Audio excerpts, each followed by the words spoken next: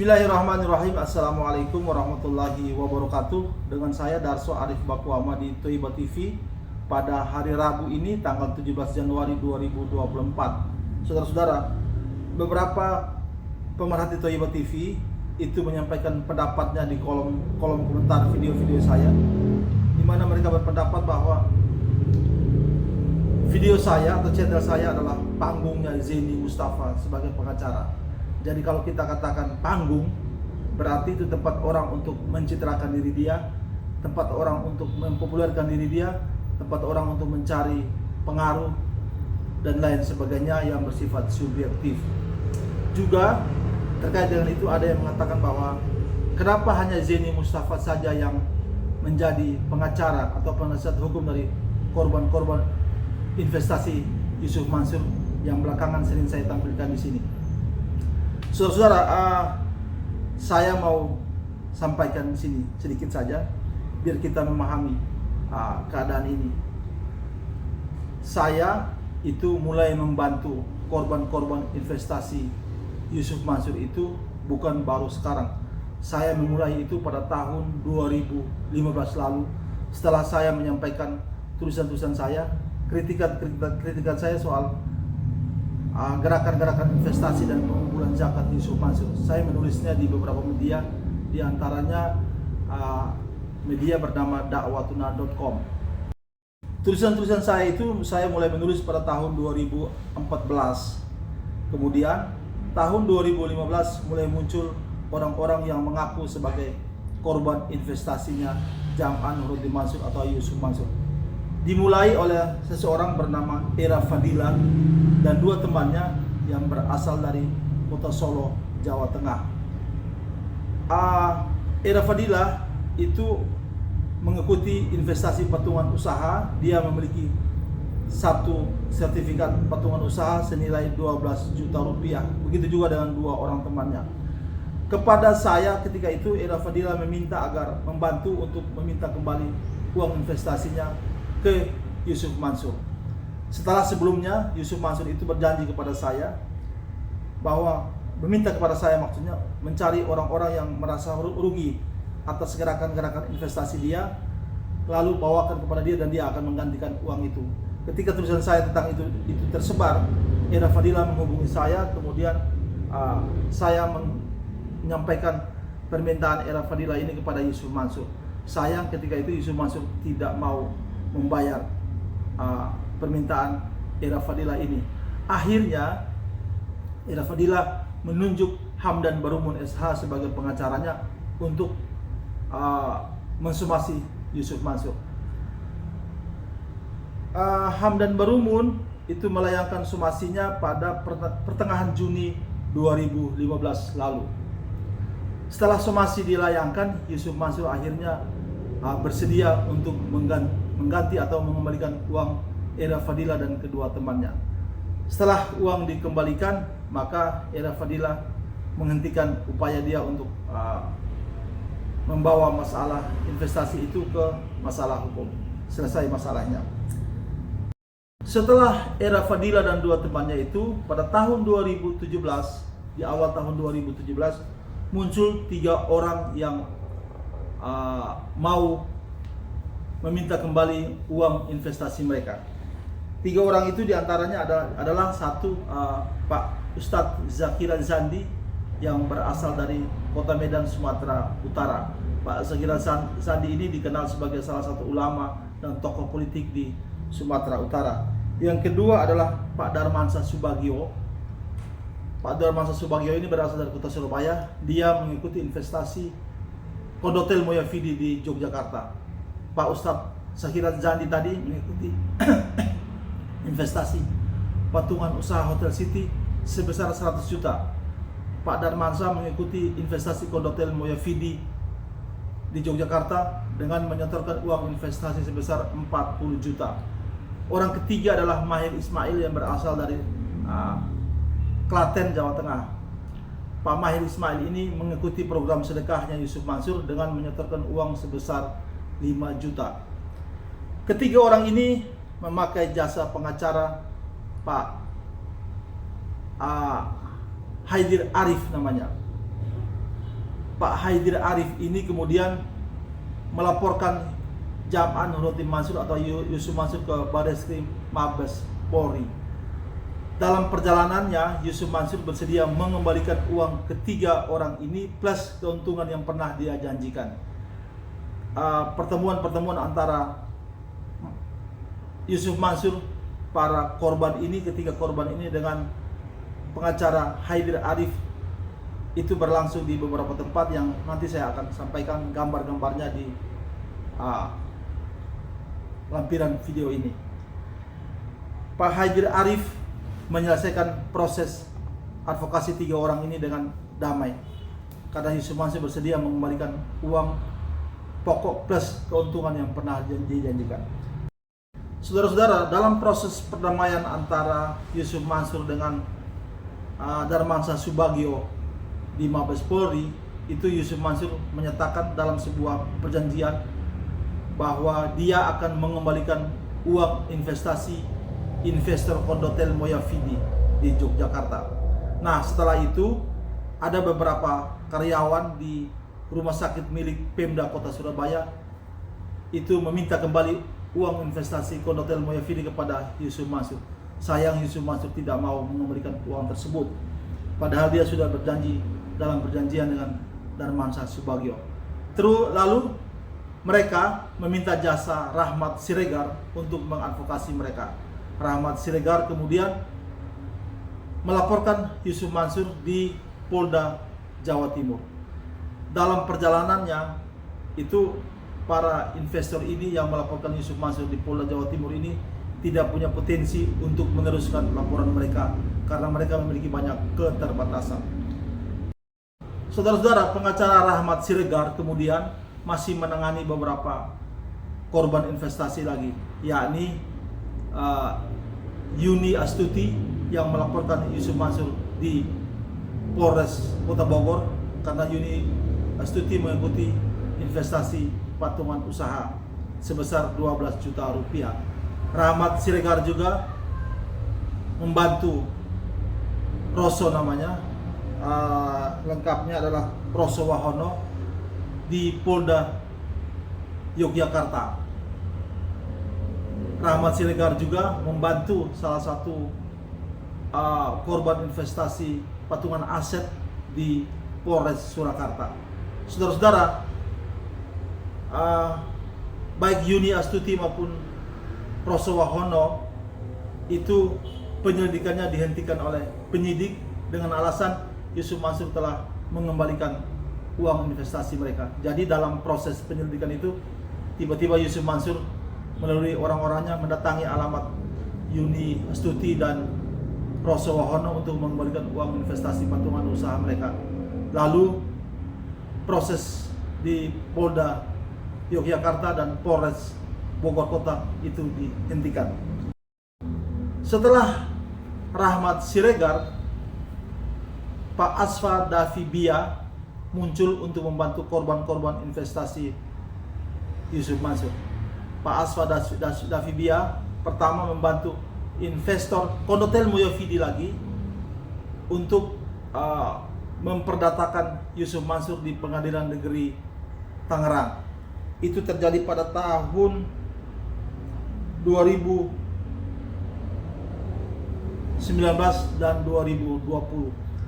Setelah menjalani persidangan beberapa kali, itu Pengadilan Negeri Tangerang akhirnya meng-NO-kan perkara ini karena menilai pihak yang digugat oleh Asfa Davibia itu masih kurang. Pak Asfa Davibia juga akhirnya menangani investasi berikutnya, korban investasi berikutnya, yakni para TKW kita yang berada di Hong Kong. Mereka mengikuti investasi nabung tanah yang digalakan oleh Jam'an Nurhoti Mansur pada tahun 2014. Perkara ini berlangsung pada tahun 2021 sampai 2022. Juga hasil dari kasus ini adalah Pengadilan Negeri Tangerang meng-NO-kan perkara ini dengan alasan para pihak yang digugat masih kurang. Saudara-saudara, baik investor Kondotel Moyafidi maupun para TKW yang menitipkan kuasa mereka kepada Asfa Davibia itu tidak atau belum menggugat ulang Yusuf Mansur dikarenakan para penggugat ini baik Kondotel Moevini maupun Nabung Tada itu tidak punya potensi untuk menggugat kembali Yusuf Mansur. Saudara-saudara, pada tahun 2020 sampai 2021 pengacara Ikhwan Tony dan teman-temannya kembali membantu korban investasi patungan usaha sebanyak 12 orang. Masalah ini atau perkara ini disidangkan di Pengadilan Negeri Tangerang. Dalam perjalanannya, perkara ini kemudian di-NO-kan lagi oleh Pengadilan Negeri Tangerang dengan alasan para pihak yang digugat masih kurang lengkap. Nah, saudara-saudara, pada awal tahun 2022 muncul Zeni Mustafa. Zeni Mustafa menggugat Yusuf Mansur di Pengadilan Negeri Jakarta Selatan sebagai korban. Jadi Zeni Mustafa itu sebagai korban, bukan sebagai, karena dia pengacara, tapi dia juga adalah korban yang sampai hari ini perkaranya masih berlabuh di Mahkamah Agung Republik Indonesia. Nah, saudara-saudara, setelah Zeni Mustafa menggugat secara pribadi Yusuf Mansur, baru muncul perkara-perkara lainnya, yakni Ibu Lis Siti Rahmah dan beberapa korban investasi batubara lainnya yang mau menggugat Yusuf Mansur. Ibu Lis perkaranya sedang berlangsung di Kota Bogor dan beberapa korban lainnya sedang menunggu giliran untuk menggugat Yusuf Mansur. Setelah Zeni Mustafa menangani kasus batubara, karyawan Paitren juga menitipkan kuasanya kepada Zeni Mustafa untuk menggugat Yusuf Mansur dan perusahaannya Paitren karena belum membayar atau melunasi hak-hak mereka. Setelah karyawan Paitren, muncul lagi korban investasi perumahan Keisa Al Mansur yang sampai hari ini saya masih terus memberitakan. Saudara-saudara, yang mau saya laporkan di sini adalah pengacara-pengacara sebelum Asfa Dasibia, sebelum Ikhwan Tony dan sebelum Zeni Mustafa, yakni mulai dari Hamdan Siregar, Hamdan Barumun, Rahmat Siregar atau Haidir Arif, itu saya belum memiliki channel YouTube. Saya belum memberitakan peristiwa-peristiwa advokasi itu di channel YouTube. Saya masih menulis di thoibah.com. Jadi peristiwa-peristiwa itu yang tadi saya sebutkan dengan pengacara-pengacara itu bisa Anda telusuri di website thoibah.com yang masih aktif sampai sekarang. Di situ Anda bisa membaca bagaimana perjalanan korban-korban investasi menggugat Yusuf Mansur dan siapa saja pengacara yang menangani masalah investasi ini. Saudara-saudara, soal siapa pengacara yang menangani korban-korban ini itu tergantung para korbannya atau pemberi kuasanya. Mereka mau memilih siapa, disilakan. Karena mereka minta tolong kepada saya, maka saya tentunya mencari pengacara yang memiliki kemampuan dan akses serta mobilitas yang bisa menangani korban-korban ini. Zeni Mustafa, kenapa dia begitu gigih, dia begitu bersemangat untuk menggugat Yusuf Mansur? Karena dia sendiri adalah korban dari investasi Yusuf Mansur itu sendiri. Saya mencoba untuk mendatangi beberapa pengacara terkenal yang disebutkan oleh para komentator-komentator di Thoibah TV, tetapi semua itu saya yakin bahwa para korban tidak punya kemampuan untuk memakai jasa mereka. Ada pengacara terkenal yang saya sampaikan masalahnya lewat asistennya, itu berhenti di situ karena belum apa-apa asistennya sudah menyampaikan begitu banyak persyaratan yang saya yakin tidak bisa dipenuhi oleh para korban-korban investasi Yusuf Mansur ini. Ada juga pengacara terkenal lainnya, saya diterima dan berdiskusi. Saya setelah berdiskusi, mereka juga menyampaikan atau mereka juga menyodorkan sejumlah anggaran yang saya yakinnya para korban investasi Yusuf Mansur ini tidak mampu untuk memenuhi itu. Kita sama-sama tahu bahwa para korban investasi Yusuf Mansur ini adalah masyarakat kelas bawah. Mereka tidak punya akses hukum, mereka tidak punya akses politik, mereka juga tidak punya akses dana untuk membayar atau memakai jasa pengacara-pengacara yang terkenal. Ada juga pengacara yang mengaku kepada saya bahwa dia mau membela secara gratis para korban ini. Dia mau berjuang bersama mereka untuk menggugat Yusuf Mansur. Saya sepakat dan saya datangi. Tetapi masih ada juga syarat-syarat lainnya. bahwa mereka memang tidak dibayar secara profesional, mereka tidak dibayar untuk lawyer fee-nya, tapi ada dana-dana lain atau anggaran lain yang harus dikeluarkan oleh para korban untuk membayar mereka menjalankan proses advokasi ini, yang lagi-lagi para korban itu tidak punya kemampuan untuk membayar itu.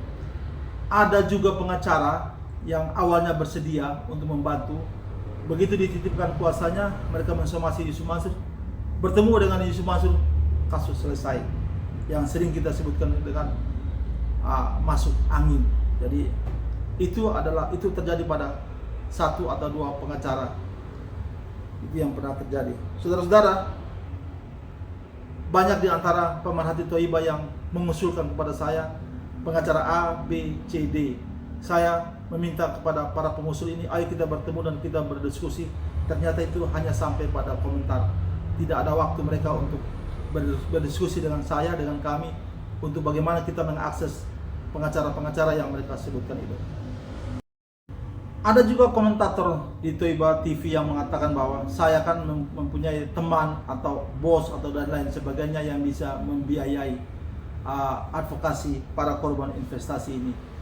Saya hanya tersenyum saja, dan ini yang mau saya katakan bahwa bolehlah saya mendapatkan orang yang bisa membiayai perkara-perkara atau gugatan-gugatan Yusuf Mansur, tetapi pengacara akan meminta komitmen dari orang yang mau membantu tersebut. Komitmen itu tentu saja memiliki banyak syarat dan ketentuan. Nah, disinilah masalahnya, orang yang mau membantu itu merasa ini bukan kasus mereka, ini bukan masalah mereka. Tentunya mereka tidak mau terikat dengan perjanjian-perjanjian yang akan dibuat oleh para pengacara. Jadi di situ masalahnya. Yang berikut lagi, sebenarnya masalah-masalah advokasi terhadap Yusuf Mansur ini tidak akan berlarut-larut jika saja Yusuf Mansur mau dengan rela, dengan ikhlas untuk mengembalikan uang yang mereka para investor mintakan. Saya contohkan di awal-awal para penggugat itu menggugat Yusuf Mansur, yang ditangani oleh baik pengacara Hamdan Barumun, Haidir Arif dan lain sebagainya. Setiap kali Yusuf Mansur disomasi, dia datang dan mengembalikan uangnya. Kalau itu saja terjadi pada kasus-kasus belakangan ini, baik yang ditangani oleh Asfa Davidia, Ikhwan Tuni maupun Zeni Mustafa, maka ini tidak akan berlarut-larut dan tidak akan viral di mana-mana. Saya ambil contoh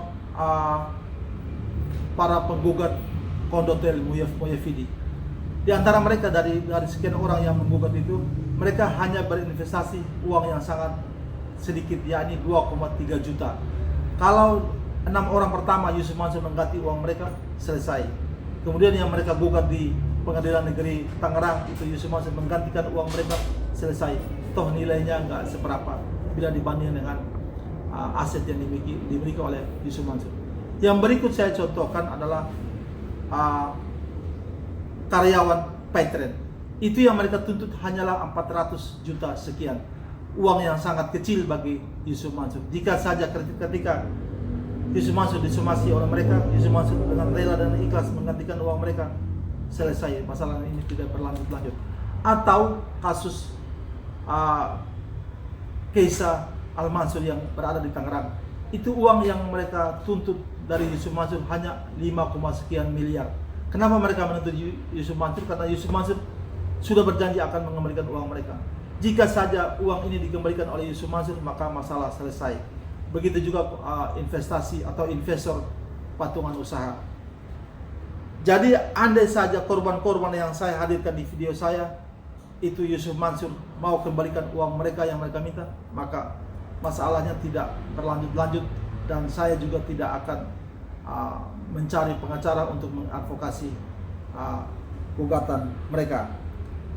Masalahnya Yusuf Mansur tidak menganggap apa yang saya tampilkan atau tidak menganggap korban-korban yang tampil itu sebagai upaya untuk menolong diri dia sendiri, supaya meringankan tanggung jawab dia baik di dunia maupun akhirat.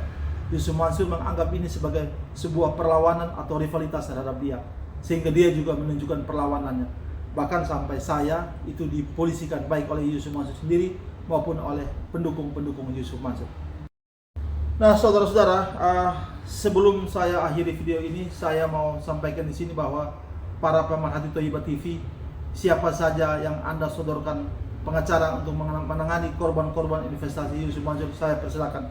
Ayo kita membuka diri, ayo kita siapkan waktu untuk kita berdiskusi bagaimana caranya dan bagaimana aksesnya untuk menggapai atau bertemu atau meminta jasa pengacara-pengacara yang Anda usulkan itu. Setiap saat saya bersedia untuk kita berdiskusi dan kita mencari jalan keluarnya. Yang terakhir, saya pada video berikut ini saya akan menampilkan pengacara-pengacara yang pernah membantu, pernah advokasi korban-korban investasi Yusuf Mansur. Juga potongan-potongan berita menyangkut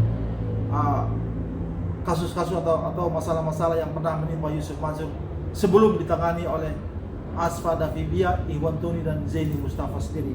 Mudah-mudahan video saya ini membantu kita untuk memahami masalah hukum yang berkaitan dengan korban investasi Yusuf Mansur dengan Yusuf Mansur itu sendiri.